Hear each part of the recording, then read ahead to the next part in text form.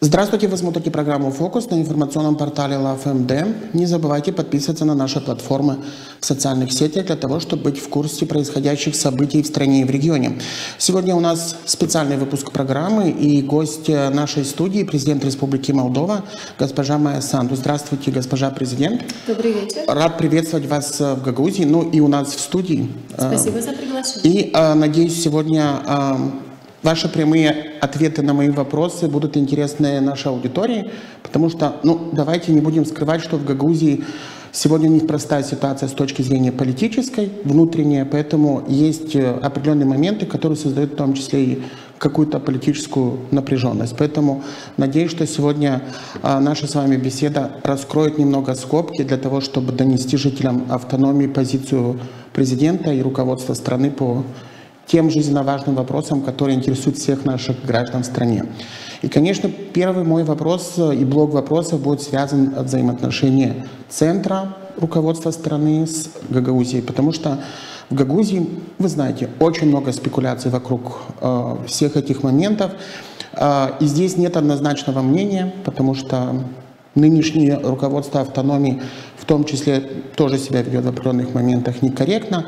Но если характеризовать, вот как бы вы оценили сегодня взаимоотношения Камрата и Кишинева, и изменились ли они с момента, как вы вступили в должность президента, и сейчас, когда в Гагаузии сменился руководитель региона?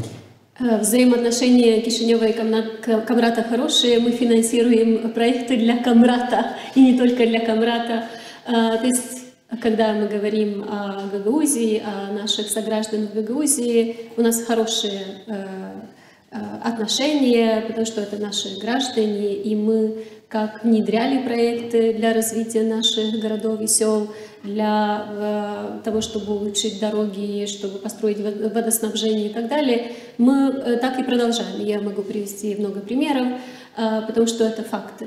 Но то, что сейчас в Гагаузии руководство или часть руководства хочет поссорить гагаузский народ с молдавским народом, к сожалению, это происходит. Почему они делают? Это потому, что вот группа людей, которые сейчас контролируют власть в Гагаузии, они работают на коррумпированную группу, и они помогают или пытаются помочь этим коррумпированным людям, чтобы те смогли вернуться во власть в Республике Молдова. Потому что об этом мы говорим, там группа ШОР и другие, но особенно группа ШОР, что они хотят? Они просто хотят вернуться во власти в Республике Молдова, потому что мы все знаем, что они обворовывали нашу страну многие годы, они по-другому деньги не могут сделать. Они такие бизнесмены, что они могут бизнес делать только тогда, когда они контролируют власть в Республике Молдова. Вот сегодня, потому что они не могут продолжить из-за того, что они даже не находятся в Республике Молдова, они боятся вернуться, особенно в случае Шора есть и решение суда уже. Ну и все другие, мы знаем этих людей, которые все коррумпированные люди, они просто хотят вернуться. И, к сожалению, вот есть группа людей сегодня в Гагаузии, во власти, в автономии, которые пытаются помочь этим коррумпированным группировкам вернуться и, опять же, контролировать власть. Мы будем и впрямь работать на то, чтобы у нас была нормальная судебная система. Она еще реформируется, в этом тоже вопрос, чтобы у нас была нормальная прокуратура. Но до тех пор вот у нас есть такие проблемы. Опять же, ничего не изменилось в нашем отношении по поводу Гагаузии. Мы как финансировали серьезные проекты, так и финансируем из государственного бюджета, не из денег, не из налогов, которые платят люди в Гагаузии. И я могу привести много примеров. Госпожа Санду, вы когда были в должности премьер-министра, были на инаугурации тогда главы Гагаузии, и ваша речь, которая звучала в Камрате, ну, стала для гагаузской автономии исторической. Ее очень много приводили эксперты в пример, потому что там действительно содержались тезисы, которые впервые были озвучены в Гагаузии руководителем такого уровня в стране. В частности, вы тогда обозначали момент, что нужно начать диалог и, наконец-то, разобраться в тех полномочиях для того, чтобы в дальнейшем избежать каких-то конфликтных ситуаций, которые возникают между Камратом и Кишиневым. В принципе, для меня, как для журналиста, мало что изменилось после того, как вы вступили в должность президента, потому что есть определенный диалог.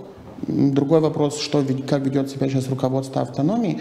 Но для вас сегодня, как для главы государства, какой видится вообще взаимоотношение между автономией и Кишиневым? Потому что у нас часто приводят пример европейский опыт, и в условиях, когда Республика Молдова идет по пути евроинтеграции, для нас всегда важны примеры, которые есть там. Каким вы видите эти взаимоотношения? К сожалению, после моего приезда здесь на местном уровне не было никаких интересов для того, чтобы мы работали серьезно над этими вещами. И когда мы говорим про полномочия, я хочу, чтобы мы сначала поговорили про бюджет. Потому что полномочия без бюджета или наоборот полномочия без того, чтобы было ответственное отношение к деньгам здесь в автономии, это ничего не меняет.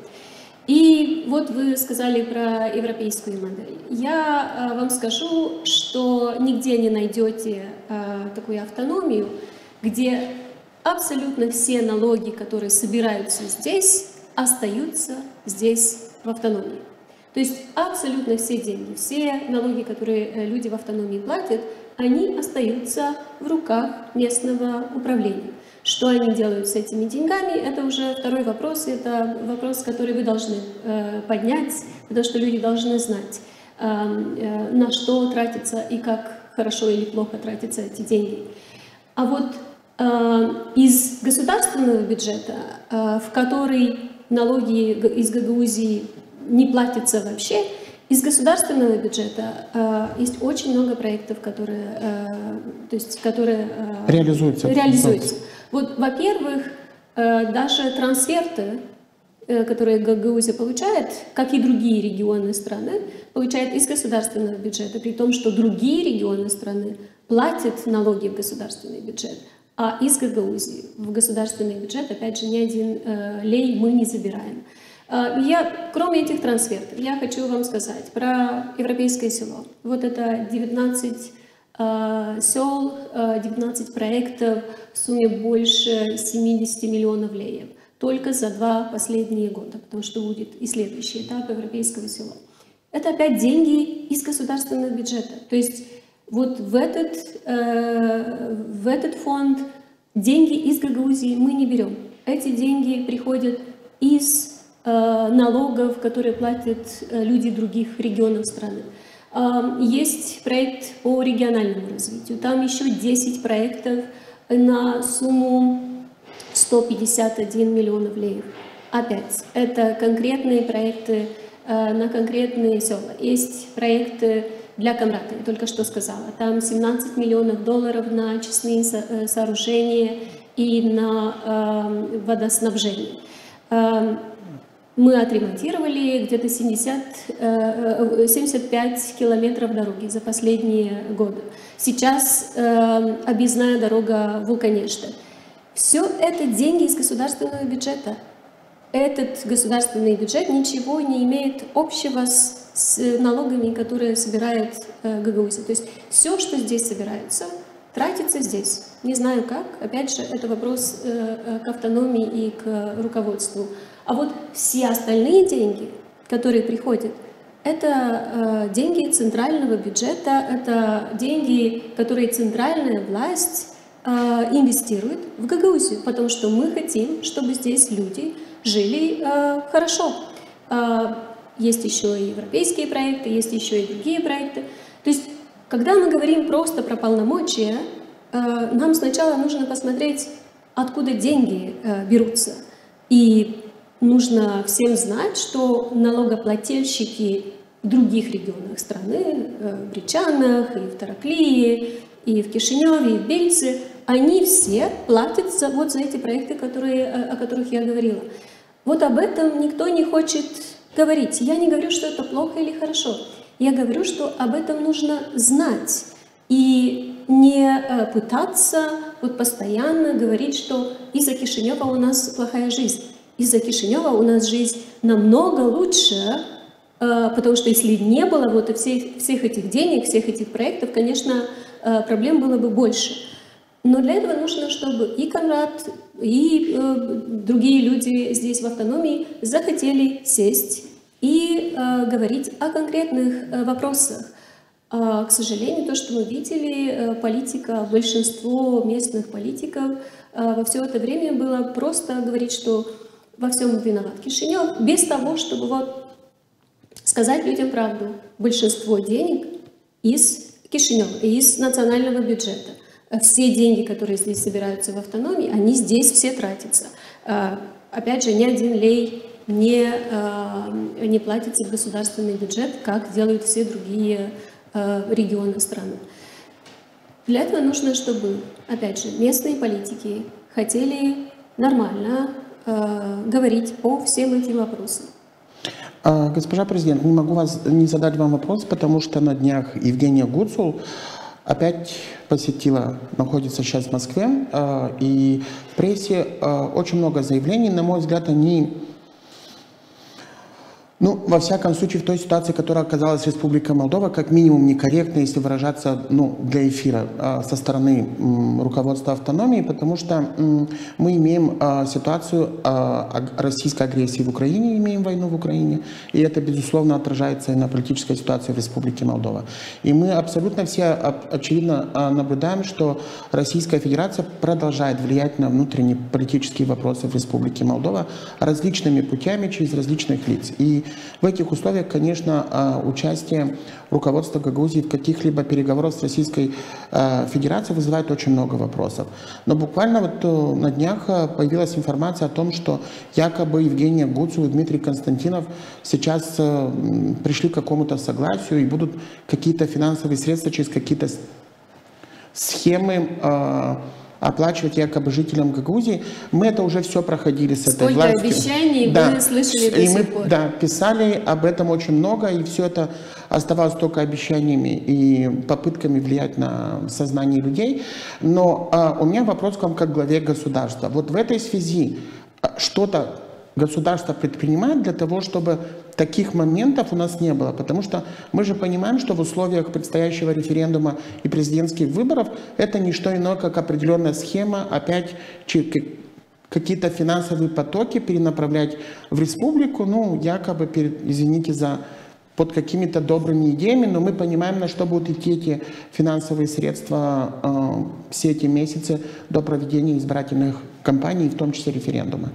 Обещаний, наверняка люди здесь слышали очень много. Пока что мы не видим ничего из того, что было обещано, что было сделано. Опять же, эти люди или люди, которые скрываются, то есть, которые руководят Башканом и другими, у них один интерес. Интерес у них, как украсть деньги у народа, как давать деньги народу, и мы это уже видели, мы это уже чувствовали, потому что есть конкретные коррупционные схемы, и есть доказательства, и есть даже решение суда по некоторым этим коррупционным схемам. То есть обещания они могут сделать сколько угодно, и людям здесь... тем, которые их выбирали или не выбирали, потому что это тоже отдельный вопрос, судить или верить или не верить этим обещаниям. Мы будем продолжать работать для того, чтобы закрывать коррупционные системы, схемы, для того, чтобы не создавались риски для наших людей. И мы будем продолжать официально честными деньгами финансировать проекты здесь, в Гагаузии. И люди должны сами свое мнение сделать, исходя из этих вещей. Но очень важно, чтобы про эти проекты, которые государство финансирует в Гагаузии, чтобы об этом знали люди, чтобы об этом говорили. У нас есть и другой вопрос, когда было много проектов, финансированных нашим партнером по развитию, Европейским Союзом, а об этом руководство Гагаузии не говорило людям, умалчивало. То есть хорошо, чтобы Европейский Союз здесь инвестировал 30 миллионов евро в европейской дороге Кишинев-Камрак, а вот говорить об этом людям, чтобы люди знали, кто участвует, кто помогает, об этом почему-то не хотят говорить, потому что они по-другому строят свою политику, они не хотят честно признаться, кто помогает, из каких денег все эти проекты делаются. Так что наши то есть, институты или организации должны продолжать работать над тем, чтобы остановить коррупцию, а с другой стороны правительство будет работать над тем, чтобы улучшить жизнь людей через эти проекты. Что касается гибридных угроз для Республики Молдова, потому что они абсолютно очевидны сегодня. И вот буквально даже до вашего прихода в студию я смотрел как бы информационное поле и ряд информационных источников, которые были и запрещены, в том числе властями Республики Молдова. Не буду их лишний раз рекламировать, но в последнее время они очень активизировались, публикуя фейковые информации, и как бы мы даже не успеваем развенчивать это большое количество недостоверной информации. Но одна из них сейчас очень сильно муссируется в Гагаузии, в том числе в свете визита и вашего во Францию недавнего, что Молдова стремится в Евросоюз, потому что нас тянут в НАТО. То есть это страшилка, которая сегодня, вот буквально час назад, опять там какие-то фейковые новости публиковались в этой части.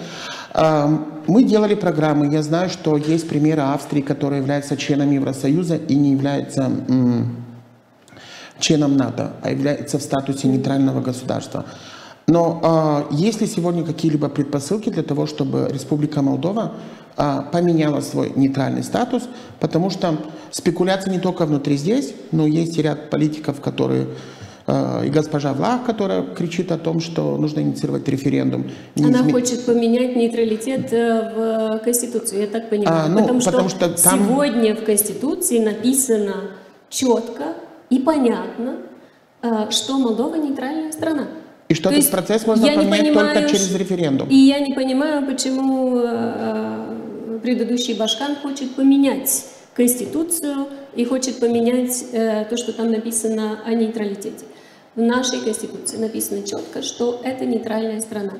И все страны, кроме России, соблюдают наш нейтралитет. Единственная страна, которая не соблюдает нейтралитет, это Россия, потому что российские войска находятся на территории Республики Молдова. А что означает нейтралитет? Нейтралитет означает, что ни одна страна не может держать у нас здесь, в нашей стране, свою вооруженные силы. Вооруженные силы. Вот. Единственная страна, которая нарушает наш нейтралитет, это Россия. И вот все эти товарищи, они должны помочь, пойти и договориться, чтобы Россия больше не держала свои войска на нашей территории. И тогда наш нейтралитет будет полным.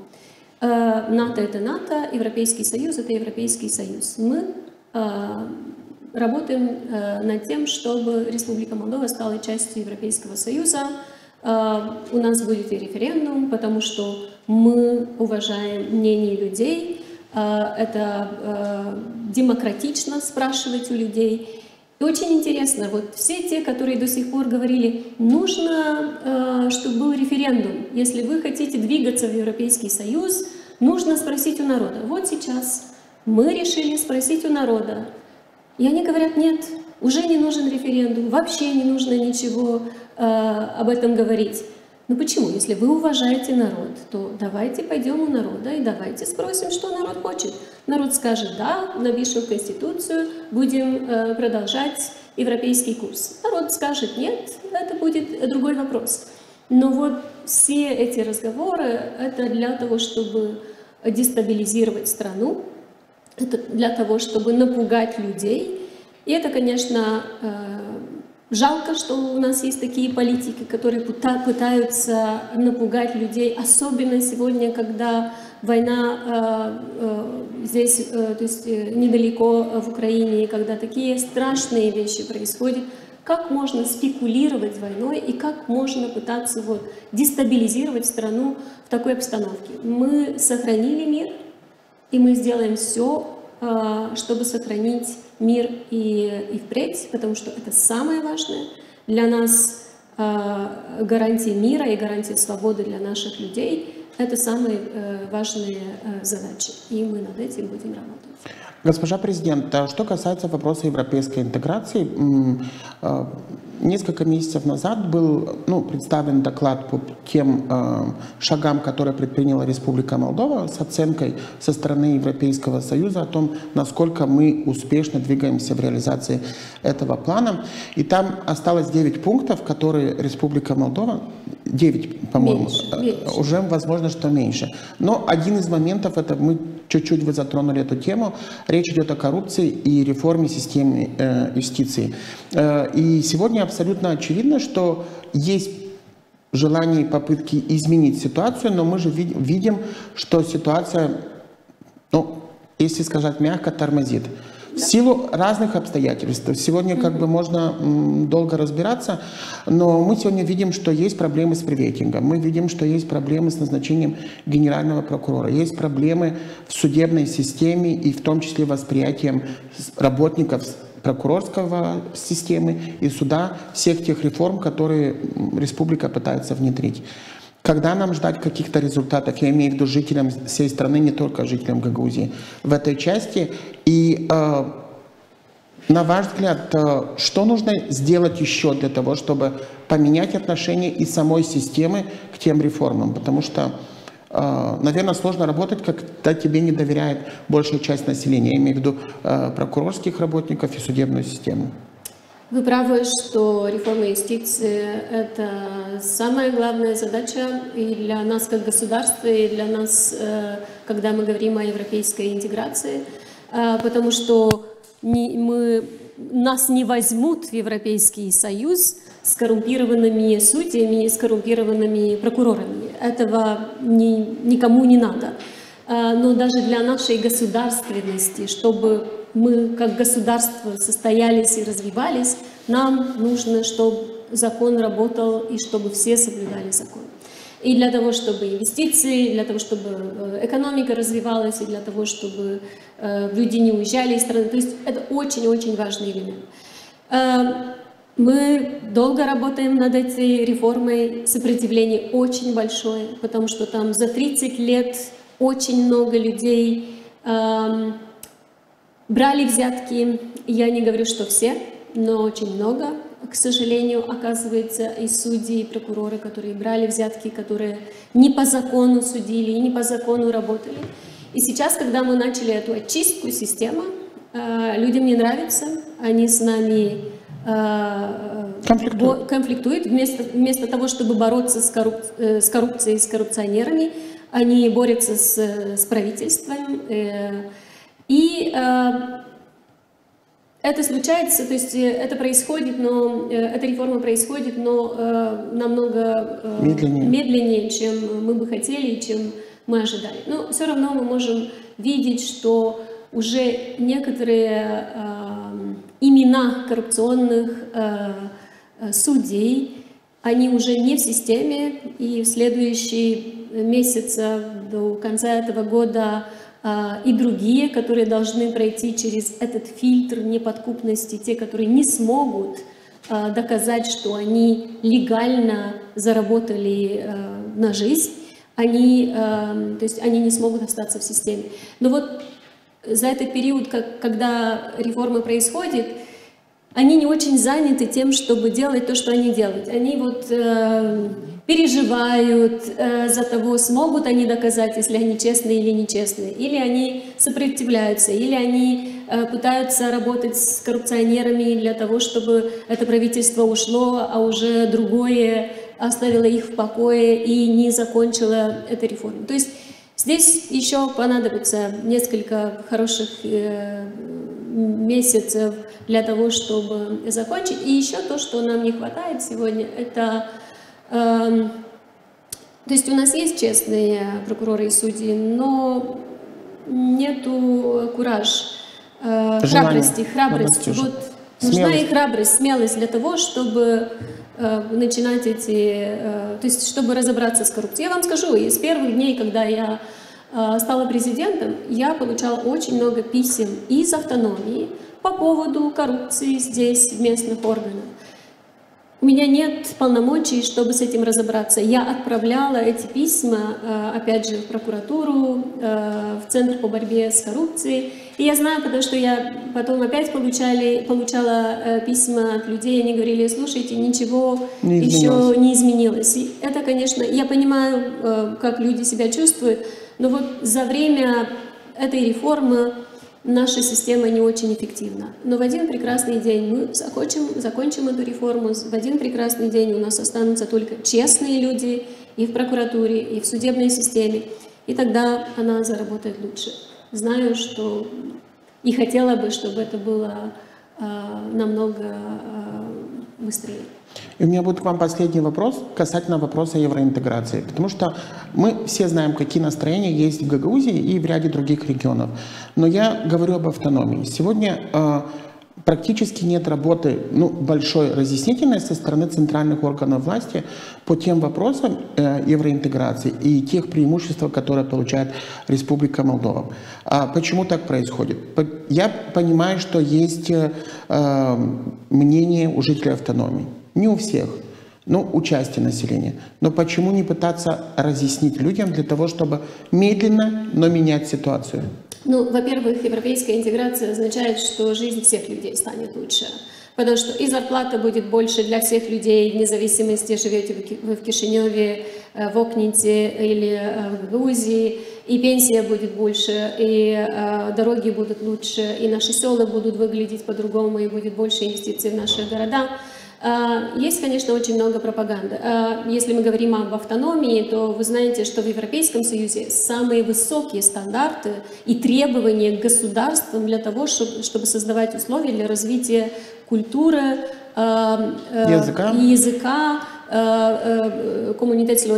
этнических сообществ. Так что там стандарты для нашего государства будут намного больше. То есть Гагаузия должна быть впереди всей страны, когда мы говорим о поддержке для европейской интеграции. К сожалению, есть очень много пропаганды, есть очень много людей, которые пытаются остановить, которые хотят нас держать в серой зоне, чтобы мы здесь между собой не ладили, и чтобы мы не стали сильным государством и не могли развиваться так, как развиваются другие государства. Есть независимая пресса, и мы, конечно, очень благодарны тем, которые помогают в этом. Есть пресса пропаганды, которая хорошо финансируется из нелегальных источников, и, к сожалению, это про дезинформацию. И есть государство, конечно, которое должно сделать больше. Ну, мы пытаемся, у нас очень много проблем, которые мы должны решать, но наверняка государство должно и может сделать больше для того, чтобы у людей просто была информация, они сами должны решать. Но когда только пропаганда и только ложь, то, конечно, трудно людям понять, где хорошо для них, а где плохо. Мы хотим, чтобы у людей была информация, чтобы они для себя выбрали самое лучшее. Я благодарю вас за сегодняшнее интервью, благодарю вас за прямые ответы. Надеюсь, что мы сможем донести вашу позицию по отношению к людям, живущим в Гагаузии, для большего количества людей. Ну и, может быть, тогда станет меньше конфликтных точек между центральными властями и жителями региона. Вы смотрели программу «Фокус», и сегодня гостем нашей программы была президент Республики Молдова Майя Санду. Не забывайте подписываться на наши платформы в социальных сетях для того, чтобы быть в курсе происходящих событий. Thank you.